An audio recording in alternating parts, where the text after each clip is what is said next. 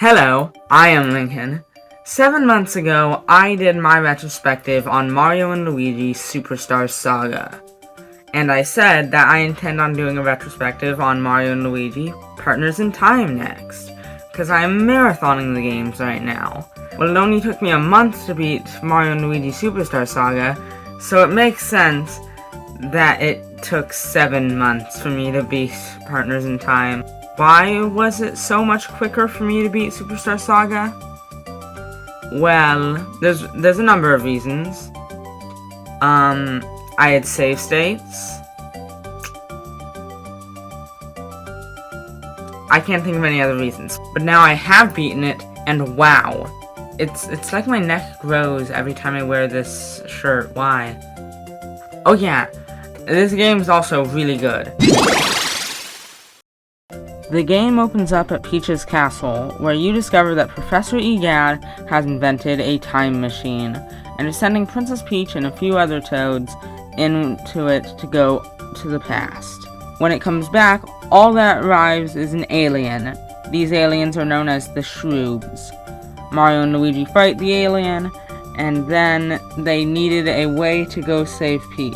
Suddenly, a time hole opens in the yard. A time hole is a hole that leads to the past. So everyone gets in the time hole, and they go all the way to the past, where they land in this one area, and they walk up to this village.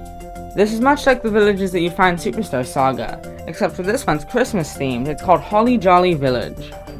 Except for this immediately sets the tone of the game to be way different from Superstar Saga, as the village is destroyed. There's almost no one still living there, and the music is playing in this rather creepy tone. Suddenly, some Shroobs in their UFOs come flying by, and they start shooting at Mario and Luigi, and they faint onto the floor. In the past, Baby Mario and Baby Luigi are visiting to see Baby Princess Peach, when suddenly Baby Bowser attacks Baby Mario and Baby Luigi, so Baby Mario and Baby Luigi defeat Baby Bowser, and the Shroobs start invading Peach's castle, and they all fly off in the Koopa Cruiser. They fly to the Holly Jolly Village, where Baby Mario and Baby Luigi meet up with Mario and Luigi, and now you're in control of 4 different characters. And this makes the combat a lot more interesting. The combat system now involves you upgrading your attacks by combining the baby's movements with your movements. And that makes things a lot more interesting. I will say it is pretty complicated, especially when some of the people die, and you have to tilt the DS for your thumb to be able to rotate to cross the buttons conveniently. But it works for what it is. Now it's important to ask, how did Egad invent time travel? Well, he made it through the power of the Cobalt Star.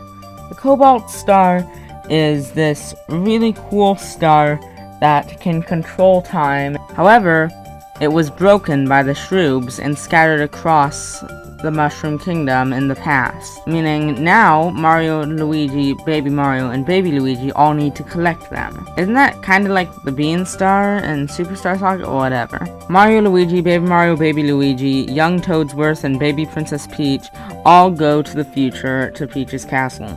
From here to the end of the first half of the game, all areas in this game are handled through a level format, where you travel across the hub world and travel to different levels. Thinking of the different areas as levels really makes the second half of the game way funnier, but that's unimportant right now. The Cobalt Star is split up into several different pieces, but throughout the game you gain pieces and you lose pieces in different areas, and honestly, I struggle remembering where all of these different events happened.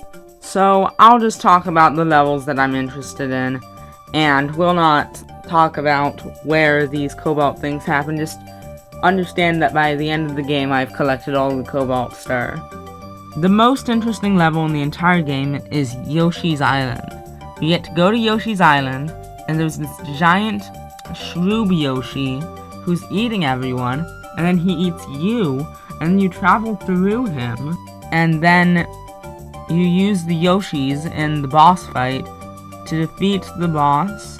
Oh yeah, and it has a lot of cute cutscenes between Luigi and Baby Luigi, and Baby Bowser takes control over the Yoshis because he told them that he defeated the giant Yoshi, which is really funny because in the Yoshi games, Baby Bowser is like the main villain. At one point, they finally rescue Peach. She has this weird shroob thing attached to her head, and they make their way back to Peach's castle. In Peach's castle, Bowser suddenly runs up to Princess Peach and tells her that his horoscope said that he would win today, so he's just taking her, and they run away. Luckily, they fall into a time hole, and they travel all the way to Thwomp Volcano. Mario and Luigi, Baby Mario, and Baby Luigi all climb up Thwomp Volcano, and on top of it they find an EGAD laboratory. Unfortunately, an eruption happens, and they had to come up with something to stop the eruption. Luckily, Baby Mario inspired young EGAD to invent the Hydro Gush in the future, which basically just sends water through the time holes to flood the area, which likely implies that after this happens, but before the events of Partners in Time takes place, he inspired the invention of the flood, which is really interesting. Then you gotta go fight this boulder woman. This is actually the hardest boss fight for me to fight, because, you know, it's not too hard, but like, it did take me like a good few weeks of attempts. Yeah, but like, you may think that like I really shouldn't be struggling this much on a very simple RPG, but I am a fool of the doofus variety, thank you very much.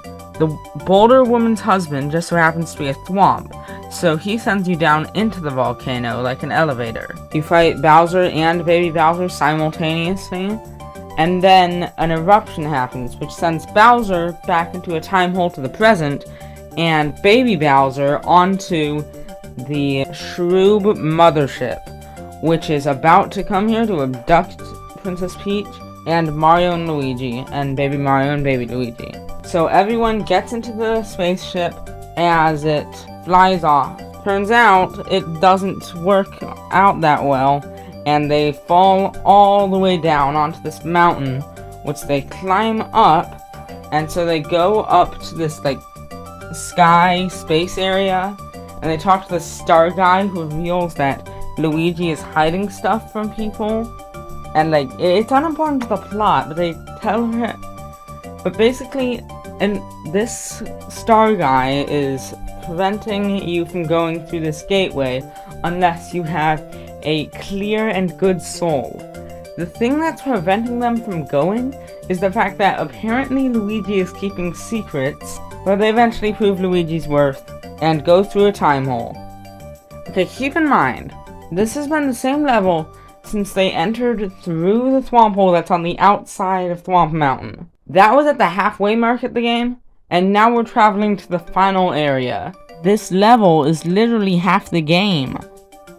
Anyways, they go back to Peach's castle, go through the final time hole, which takes them to Peach's castle in the past, which is now Princess Shroob's castle. You've been traveling through Peach's castle for the entirety of the first half of the game, so you should learn the layout very well, which really helps you in the final area. You make your way to the Princess Shroob, which you learn was actually Princess Peach, except for they transformed Princess Peach into Princess Shroob. So you transform Princess Shroob into Princess Peach, and then the Cobalt Star is complete, so the Cobalt Star transforms into Princess Shroob's sister. So then you fight Princess Shroob's sister, and then it is complete.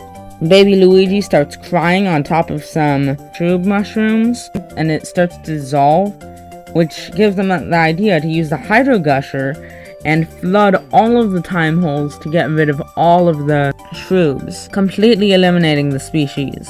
There's one last Shroob mushroom, and it's from Princess Shroob, so they take it back as a souvenir.